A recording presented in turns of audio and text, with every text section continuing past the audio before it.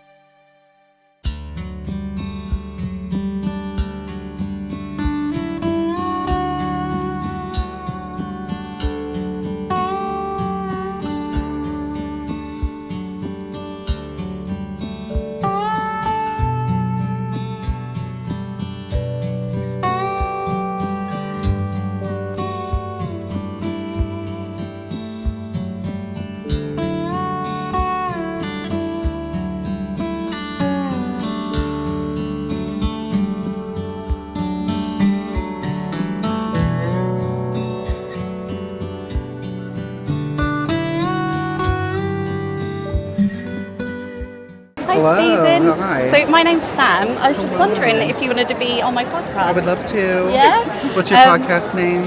Just my name, Sam Rayner. Sam. Yeah. So, yeah. Oh, sorry. You're a bit Hello. taller than me, I'll aren't do you? it from here. Hello, everybody. It's nice to meet you. Welcome to the Westmitz Lounge. We're here at the Knit and Stitch show in London, having a great time. Wish you were here. I've got a question for you. Yes. What's your favourite shawl? My favorite, oh my gosh, these are my babies. My favorite shawl, I really love, it's always the newest one, but it's a classic. I really love Dotted Rays for a simple shawl. Because I knit that one, I think, the most. And you can do it with any color and any size. Okay. So I feel like that's the shawl for everybody. Yes. Not too hard, not That's too on my easy. list to do. Dotted Rays. Yes. And then one of my favorite shawls I wear a lot.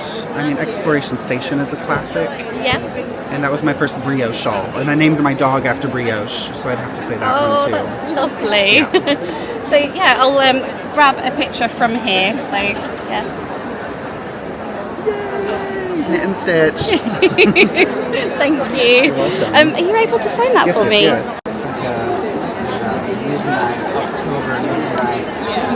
Bewitching. Yeah.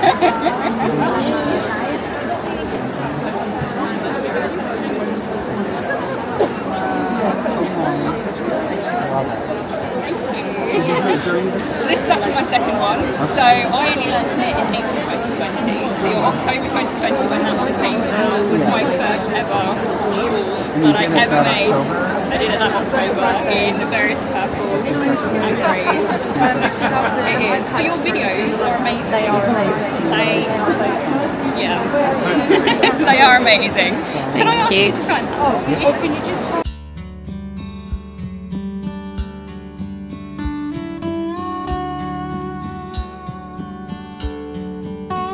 Yeah, you had to do more. It's nice with the pink and green, but it's too close to the dark purple. Yeah, I wanted to get to the blues. I've got some blues left from the fade, which I'm going to put in a jumper in colour work on the top. So to use it up. And I've just got on a daybreak. literally this morning on the train? That's a relaxing beginning, just looking at Stitch. Yeah, I feel like, I love your videos, they're amazing. Yeah. Thank you so much. And just shared a new one this morning actually for the chevron that shows all the beginning techniques here. Yeah, it's a lot going on. You got double yarn overs and double decreases and short rows, but once you see it visually, it's something. Looks lovely.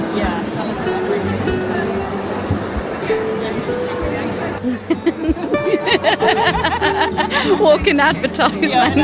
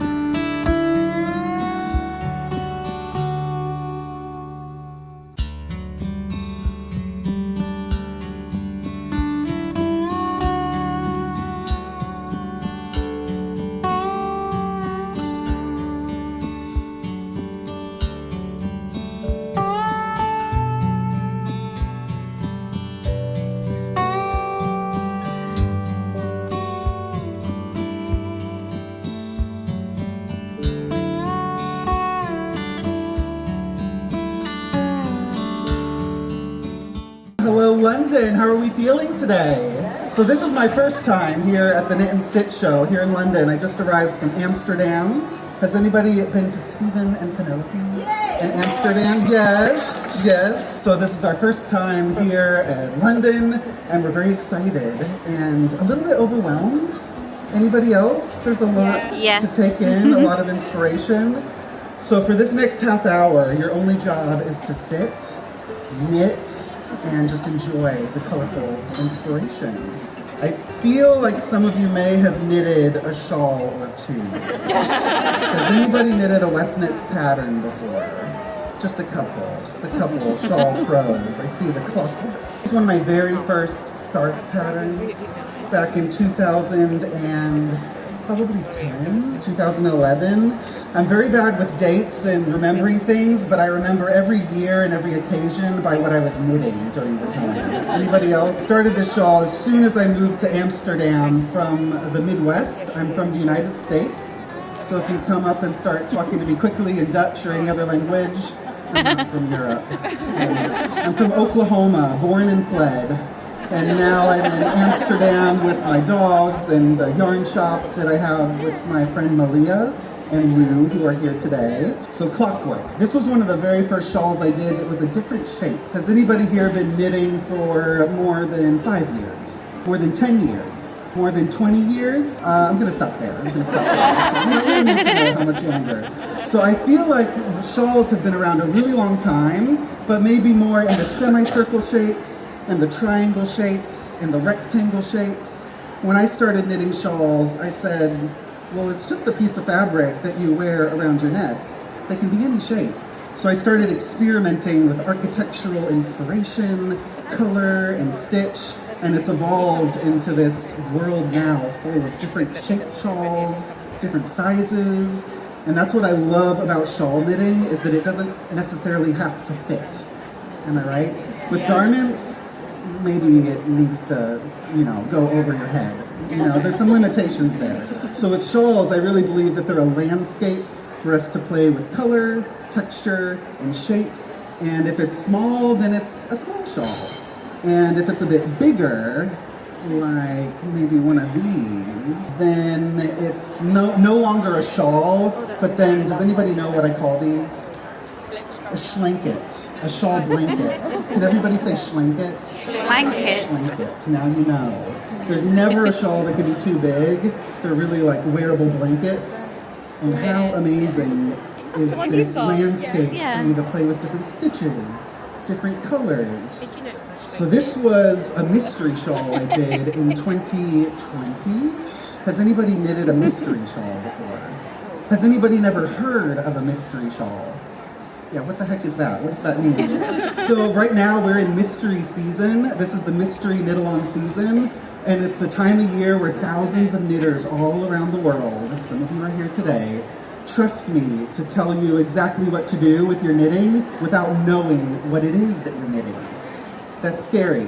You're gonna spend, 60, 80 hours of your life knitting something that you don't even know if you're gonna like in the end? So this was one of them, and every year it's different, and this year is the 16th annual Mystery Shawl Knitting. Wow, oh my gosh. And everyone is so different in size and shape. If you have a mystery shawl, could you please hold it up?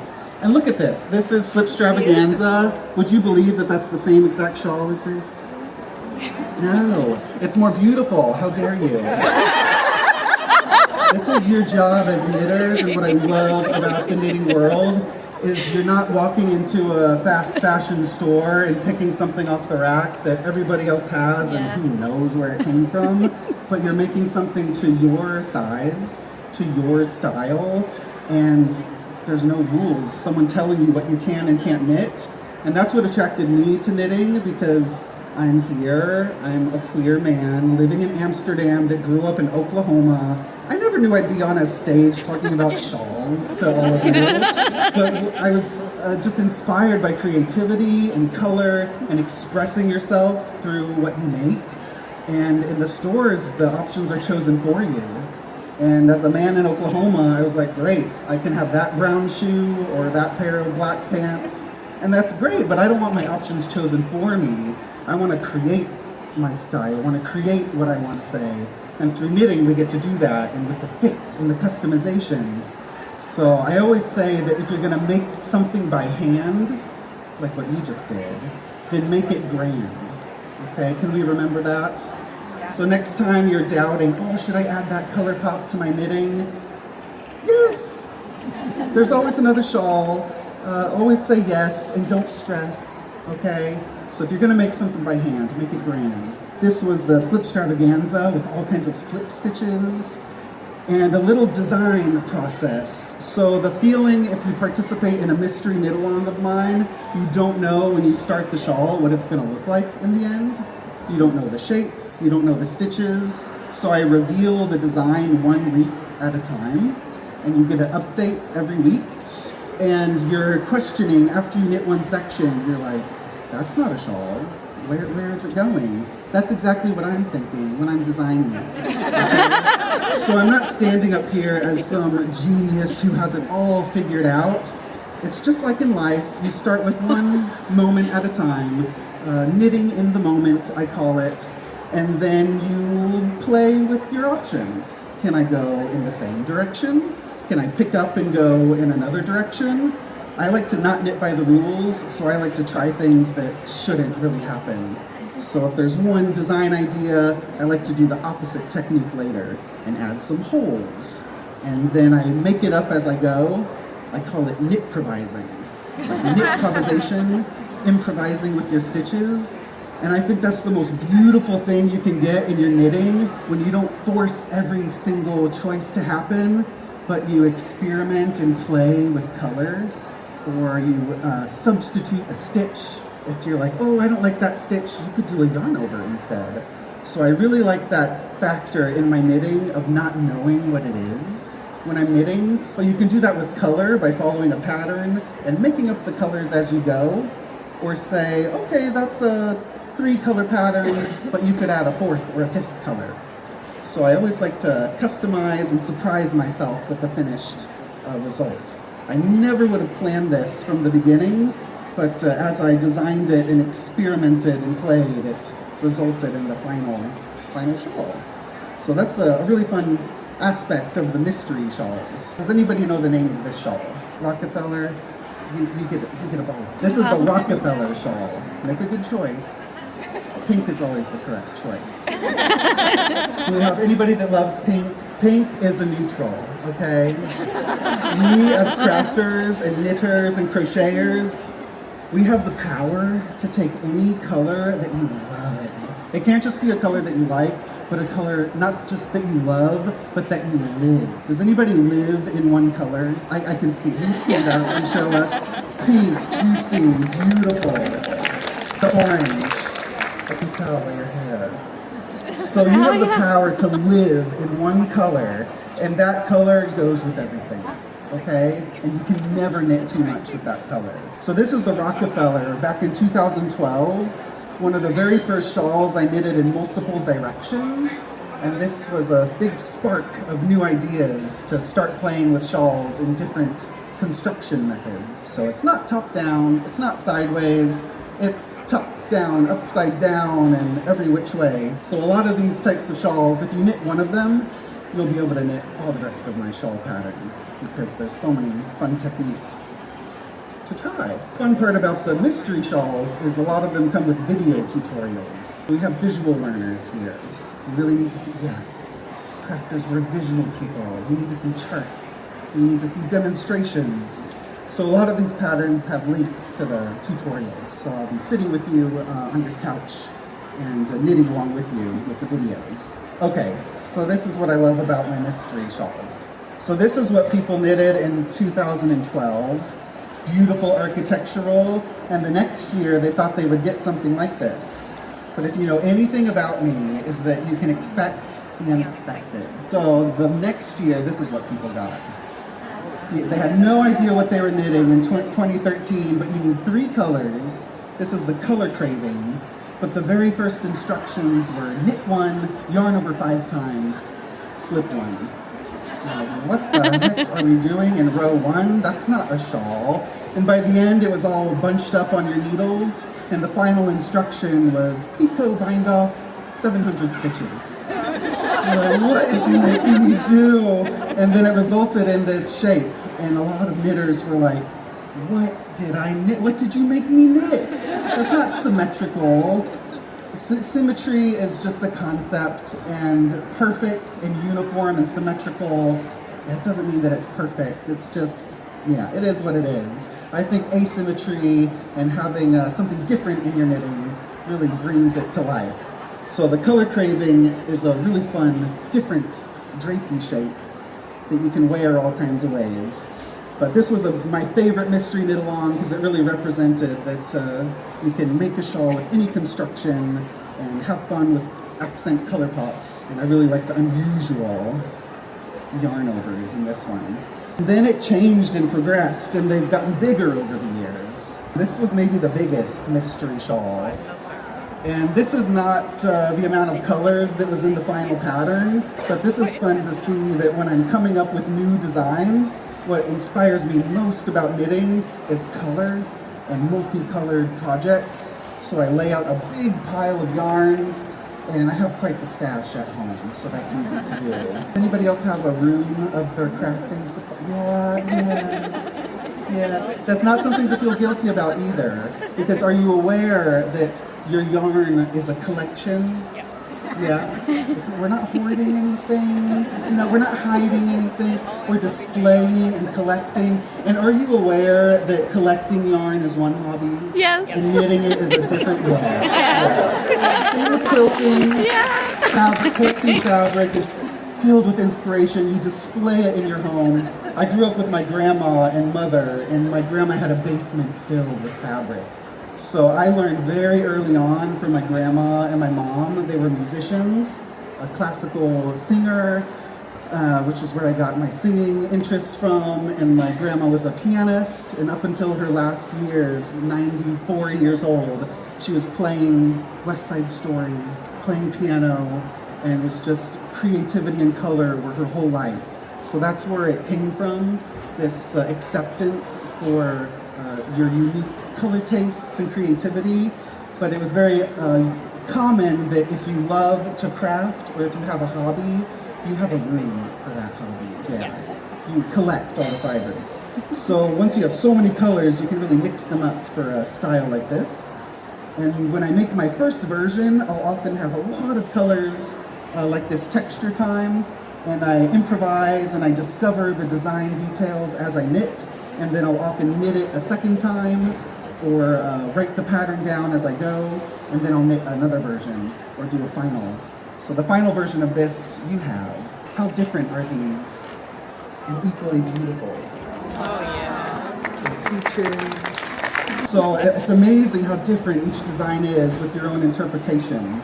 This had Latvian braids and short rows, a bubble technique, and this was the first time I did that bubble technique in the border. And how cool is that it's totally different from everything else, that black and white. I really like to celebrate that unexpected, mismatched friction in my knitting. So there's no rules, there's no colors that don't go together. It's all about how they mix and mingle with the other colors. So you might see a color in a yarn shop and maybe you won't make a whole sweater of that color, but remember that it's just an ingredient, and it's that accent color that can really bring a palette to life. So this is the texture time. Yeah, with the mystery knitting process of this year, I liked the design, but it was a little bit, you had to do everything twice. Does anyone not finish your sleeves? Just have single sock syndrome? Yeah, you can just mismatch them up. Just make a lot of single socks, and you can, then you know which one is the right and which one is the left. Yeah. Could I have a moment to appreciate the Go-Go Dynamo? Purple. Oh, one in the back, we have another purple. Yes, right over there. Like sibling shawls. This was my orange one, so they're all completely different.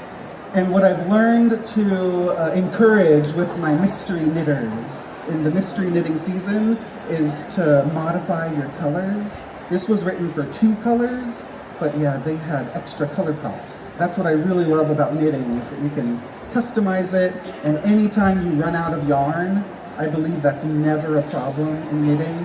You're knitting your jumper and you run out of yarn. Oh no, the yarn store doesn't have that color, or oh, it's not the same dye lot. It's never a problem, okay? It's a color opportunity to make it better, okay? So next time you run out of yarn, put a lime green color pop for your cuff, or do the bind off in a pop of pink. And then I guarantee that's going to be the thing all your friends comment on and go, oh, I love that choice. Don't tell them you ran out of yarn. Just like, thank you, I planned it from the beginning. Yes, it's so unique.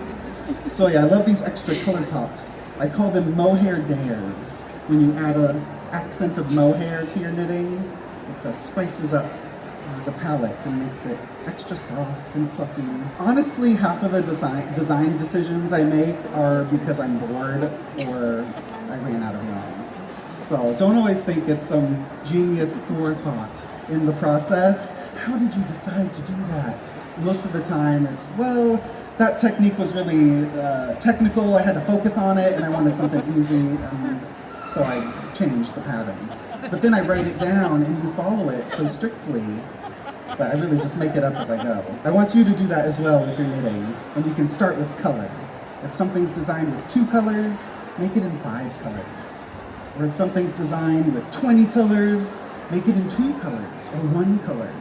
So make it your own and customize with your own style and choices. So those are the world of the mystery shawl, and who's knitting this year's mystery?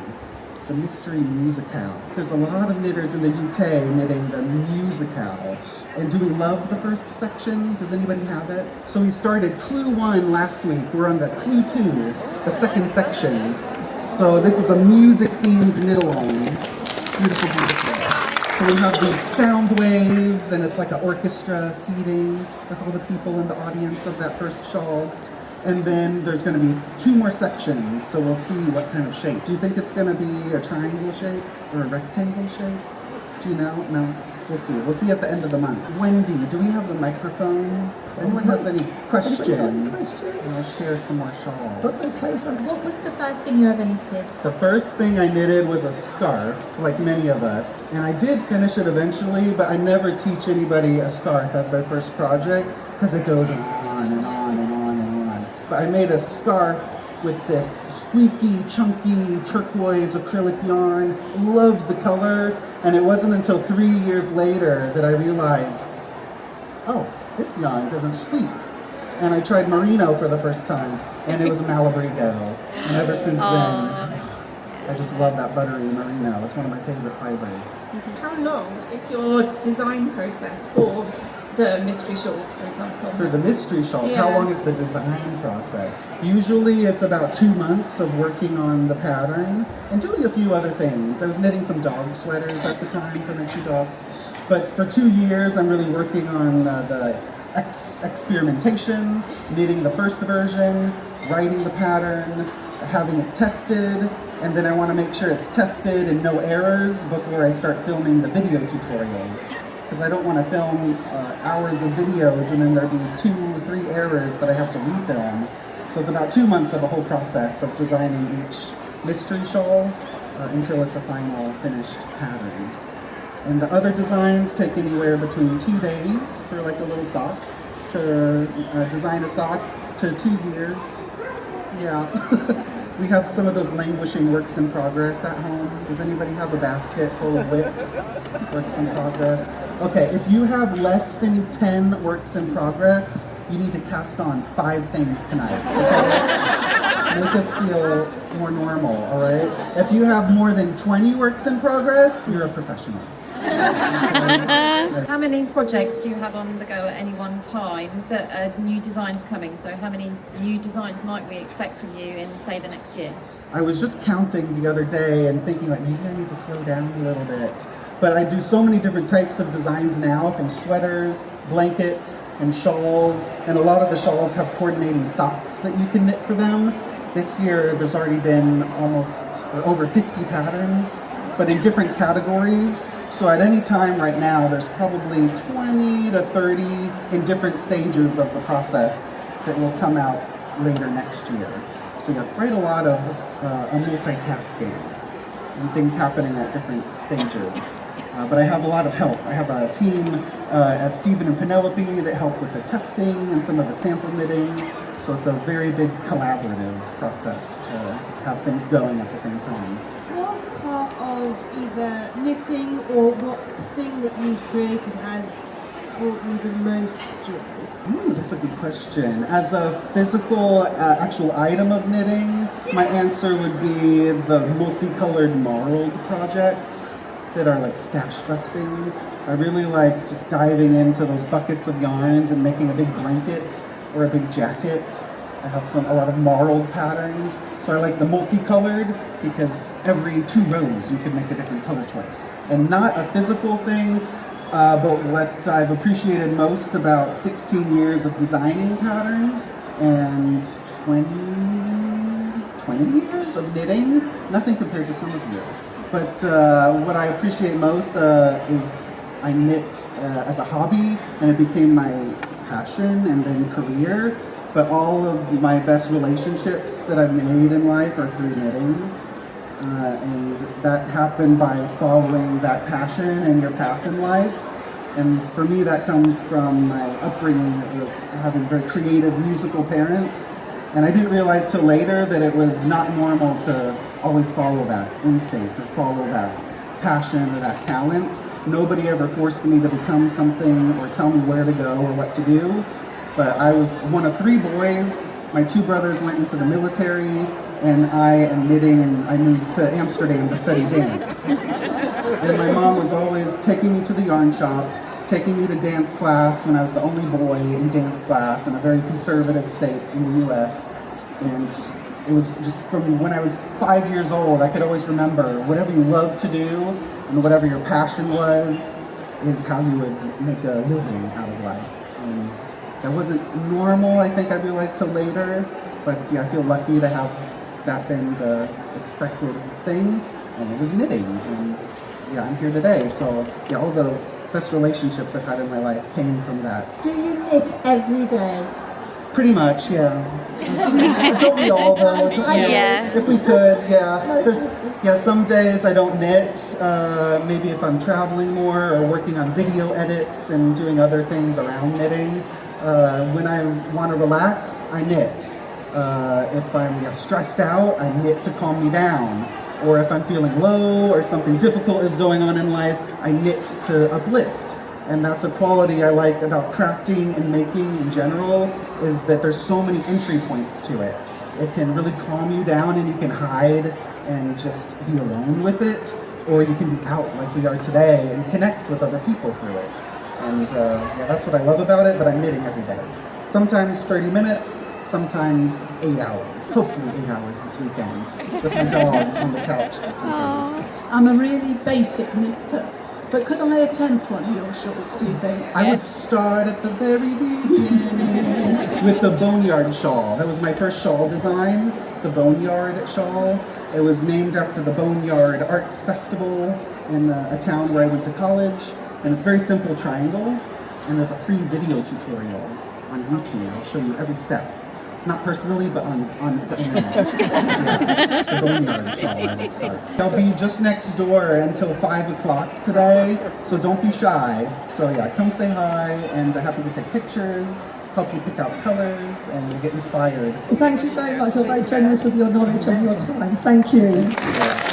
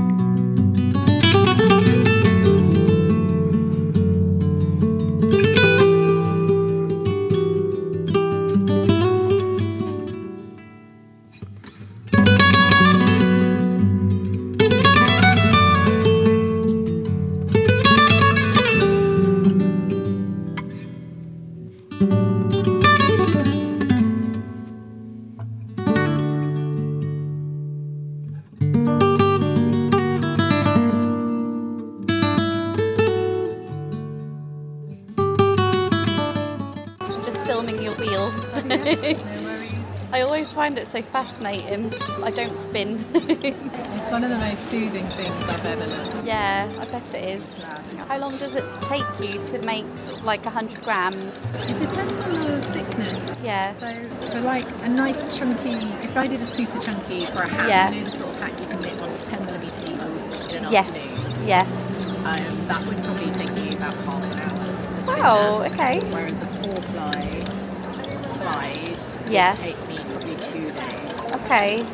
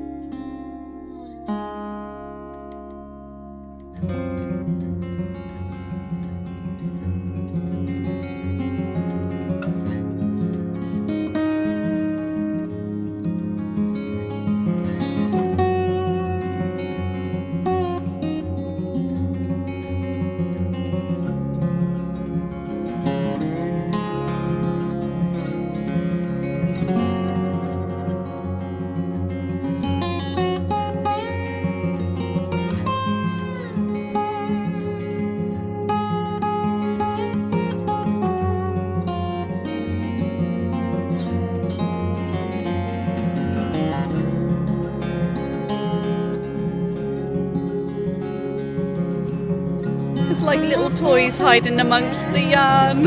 So cute.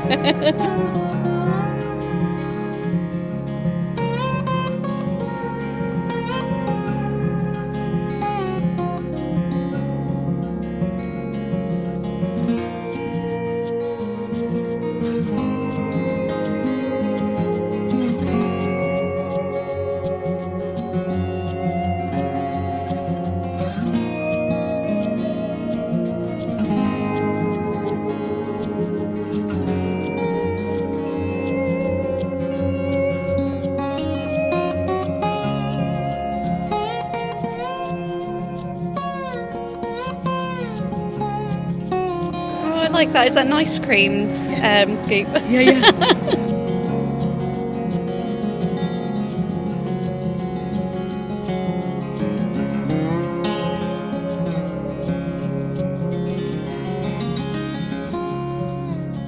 All the edibles.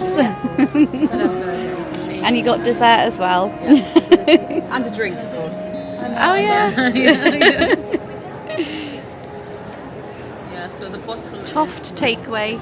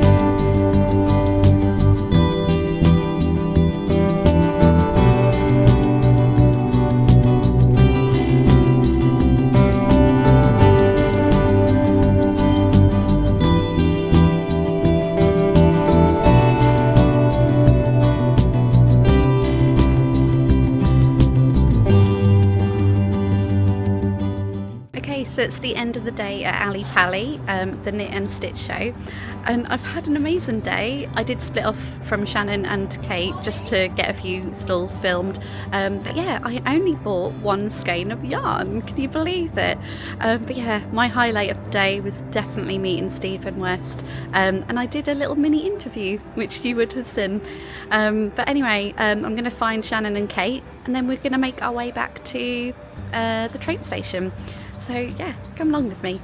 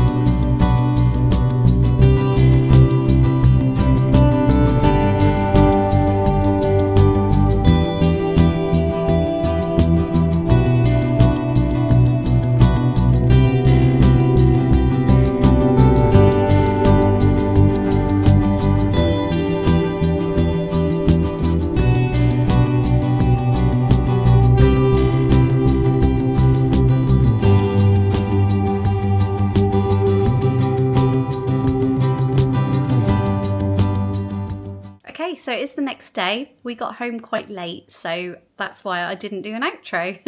But I just wanted to say I had such a lovely time at the Knit and Stitch show.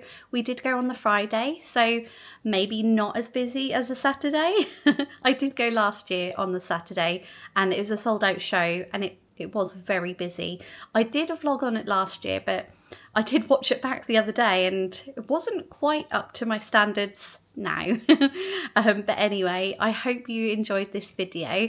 I do have a tiny haul so I'll show you that in a minute, but I did get to meet Stephen West.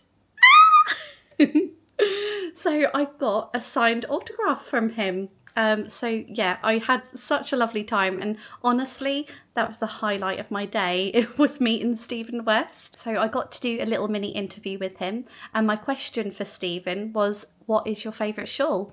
And he did say the dotted rays, but then he followed up with the exploration station. So he's got two favourite shawls. So the dotted rays looks quite beginner friendly, and it is on my list to do, but so is the painting honeycombs shawl, which looks a bit more interesting. And I really want to cast it on after, you know, seeing all the West knit shawls. So I went along with my friends Shannon and Kate, and they were both wearing a Stephen West shawl in Shannon's colours, blue fern yarns, and they just looked gorgeous. So yeah, it's really inspired me to make my own. So yeah, hopefully in the next few months maybe I'll cast mine on. So anyway, I'll get on into the haul, which, as I said, is a tiny one for me. So first of all, I got a crochet hook from the Pigeon's Nest. So yeah, it's leopard print. I saw this and I had to have it. So yeah, it's basically a 4mm crochet hook with leopard print silicone beads on there. I think it's actually quite easy to make. You know, you get the sort of aluminium crochet hooks and you just squeeze the balls onto the hook. I could have made my own, to be honest, but I saw it and I had to have it there and then. So yeah, look at that. I think I want to say I paid £11 for that. As I said, could have made my own, but it was there, so. And then the second thing I bought was from this company, Zooniverse Designs. So I've never heard of this company before, but they made loads of really nice acrylic sort of designs, necklaces, earrings, hair clips, stitch markers, which I did purchase, but I also saw from this company like a leopard print heart that was a necklace and earrings, and I did ask the designer, can you make it just a little bit smaller as a stitch marker? And she said any of the designs she has on her stall she can sort of customise to make, you know, into like stitch markers as I requested. So yeah, I am going to go along to her website, send her a message and get those custom made. But what I did buy was this stitch marker.